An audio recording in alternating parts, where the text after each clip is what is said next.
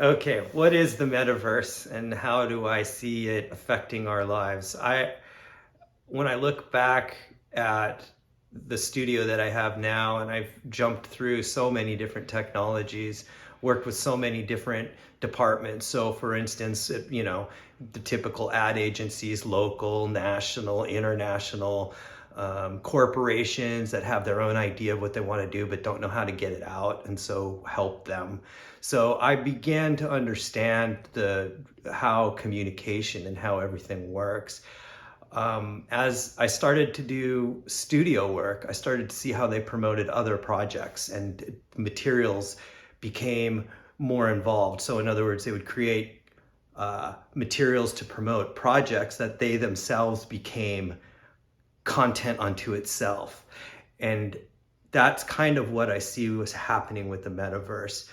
I think what people don't realize is it's just giving it that extra extended. When we say transmedia, we're kind of talking about the metaverse. Things that that connect with games and visuals and movies and interactive things all in one universe.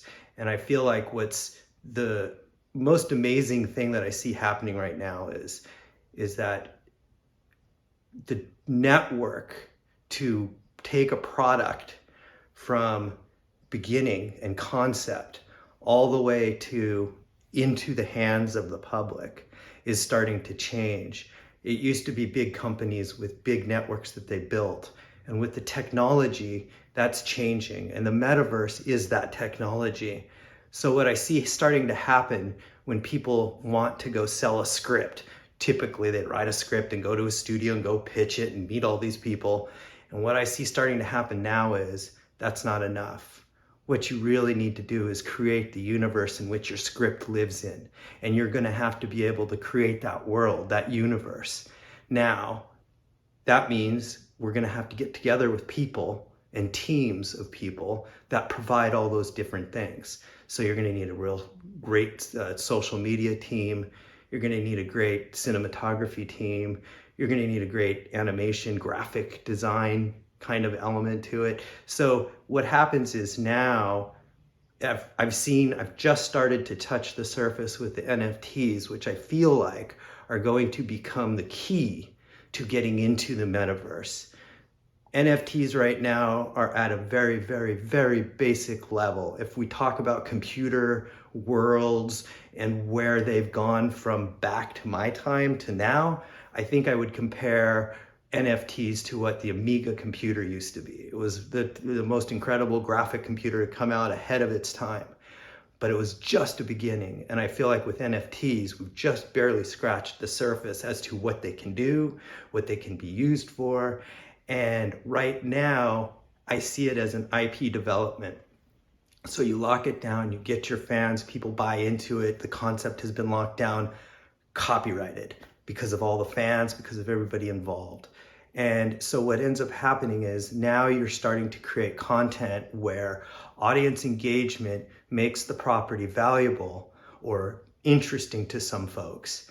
And then all of a sudden, now you got a corporation that wants to sponsor and do a season or work with that content that you've created for the NFT with their product, which is no different than what they've done over the years. It's just that they've gone to NBC, CBS, ABC, major networks and distribution channels. But now with the metaverse, that is a metaverse. So in other words, a metaverse is an ecosystem. It's got a bunch of fans, it's got an audience, it's a game, it's an interface, it's education. It can be all kinds of different things. It's not one big, huge metaverse. It's different metaverses connected together for different markets and different purposes. And so what I see happening is I see an independent group of people, whether they're coders, whether they're animators and artists, coming together and creating a new universe. That is what I think the metaverse is. And eventually what will start to happen is corporations will want to sponsor and come in and get involved. And so what ends up happening in marketing, we always talk about push and we talk about pull marketing. And we've always been so structured where everything's been templated. And what we're trying to do in this metaverse is it's actually automatically bringing people together, which is interesting.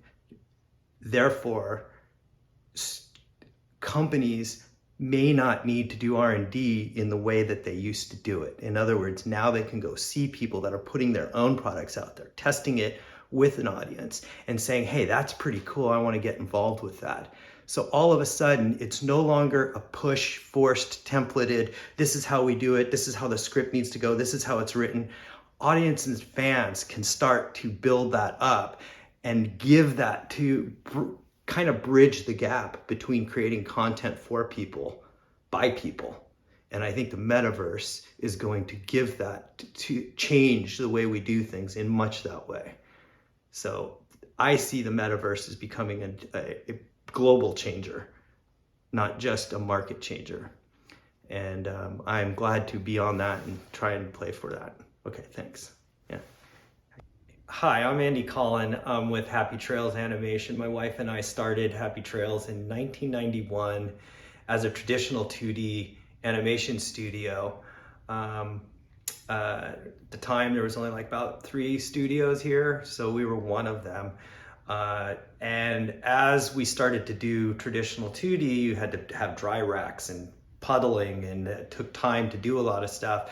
So as we started to see where technology was going, we ended up getting involved in Amiga computer and started to do graphics into the computer. So we would still do the art outside, scan it in, color it, composite it, back in early 90s.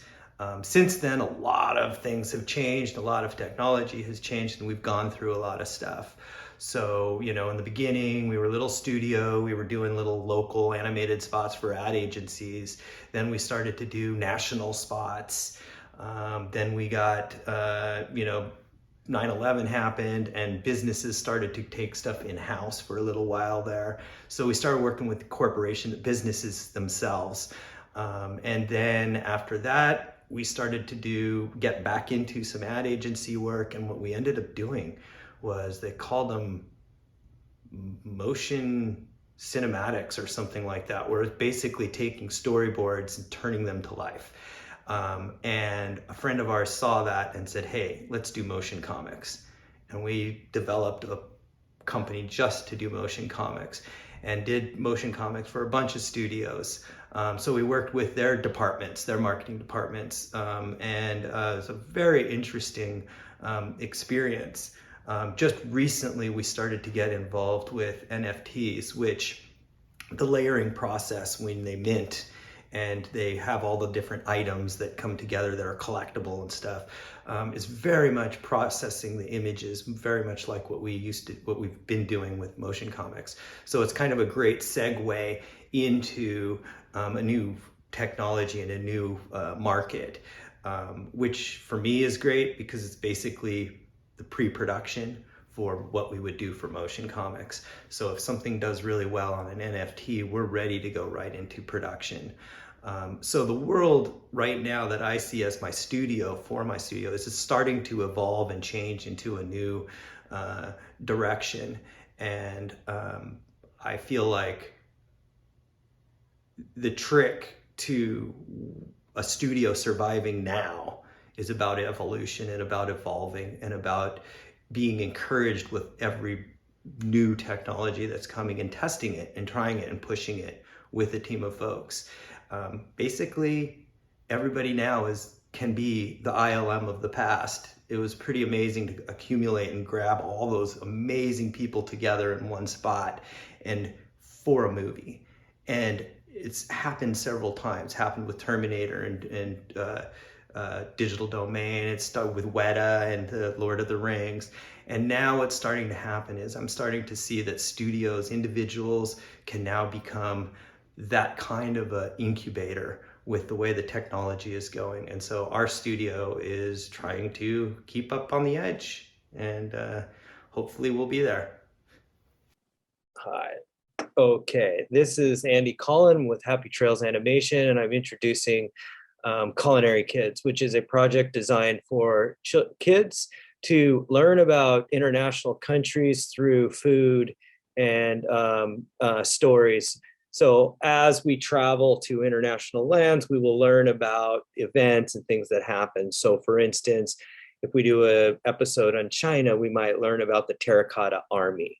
And so the kids adventure into a video game, and in the video game, they go to foreign lands. And in the foreign lands, they have experiences. The experiences are based on events.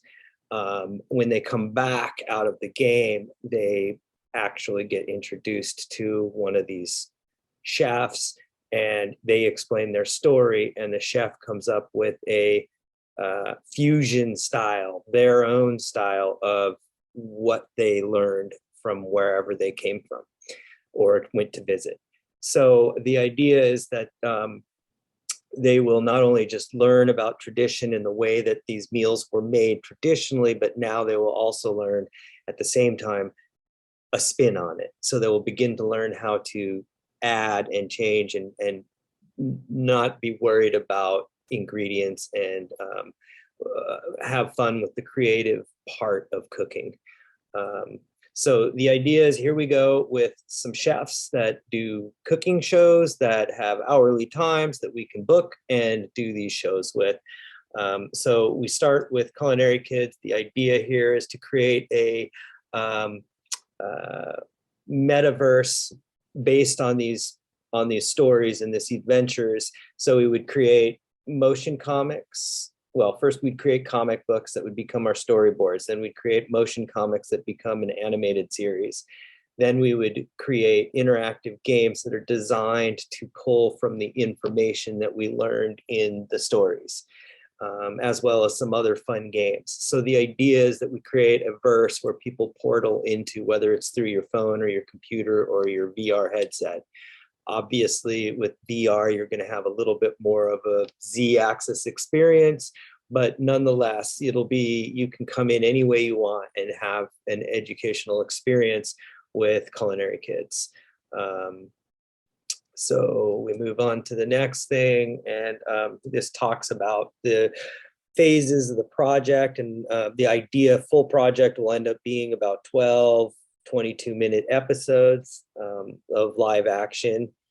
And then there'll be a motion comic adventure and a comic book that goes for each episode, as well as, create the app and the interface project for it. So we're going to be creating, I'm going to be working with a company called CoPlay to create all those elements in the virtual world. So let's see, here we go. One of the key elements that we would really like to do with this project is to bring an awareness of the farm to table, not just the product, the vegetables and the ingredients and where they come from, but the large farms, small farms, kind of get people aware of what it takes to bring the products to our shelves, so that we have a little bit more of an understanding of all those involved and a more of an appreciation. What's starting to happen is the smaller independent growers are starting to become a little bit more craft. So for restaurants, they get the high, locally, and as opposed to the big shipping and the way that they process foods on a larger farm.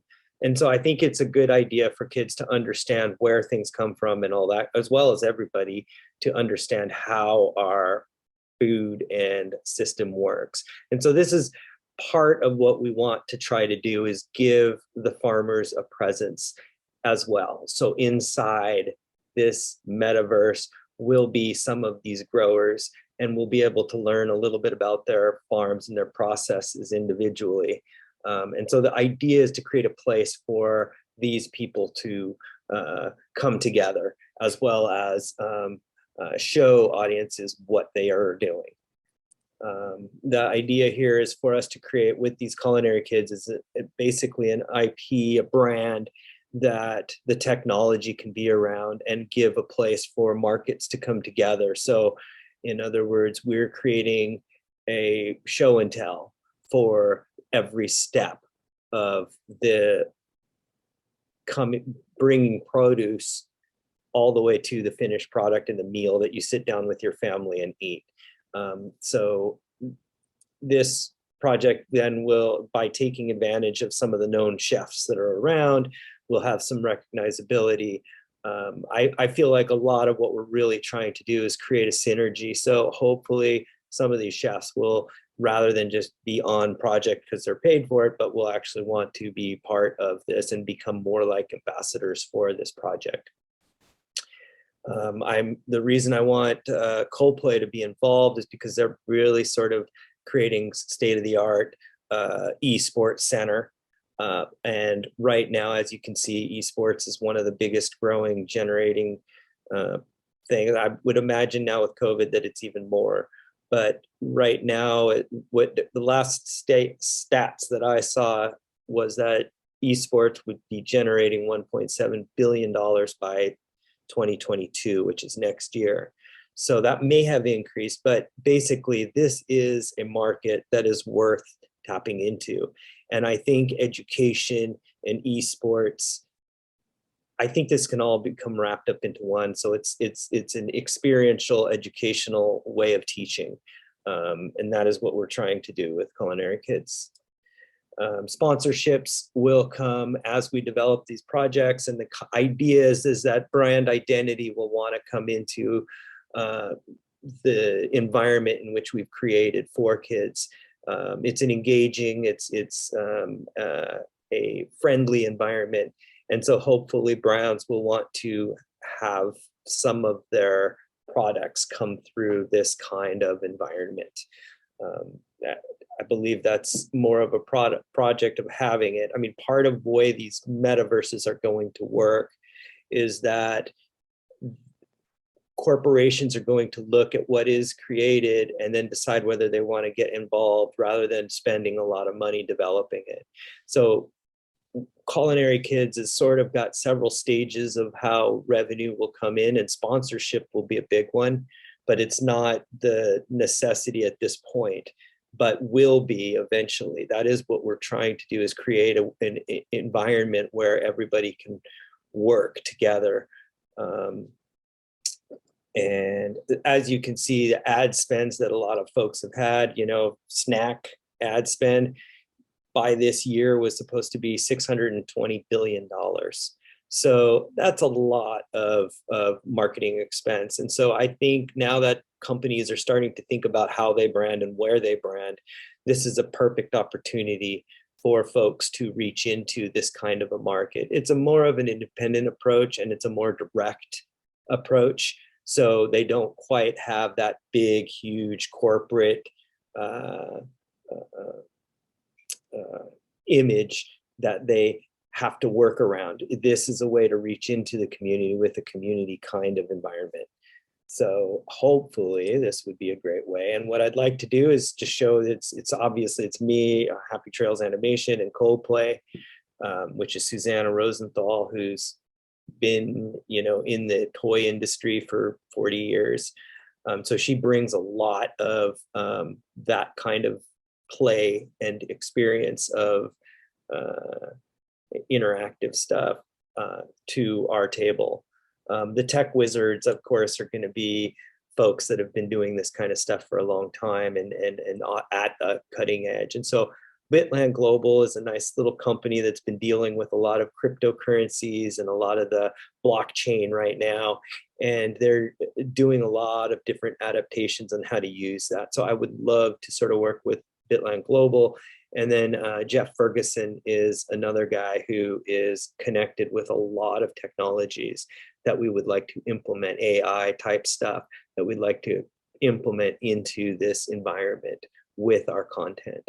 So Culinary Kids is a project designed for kids, but it's actually an educational tool that will teach people about the world and will bring them together at the table for a nice, fun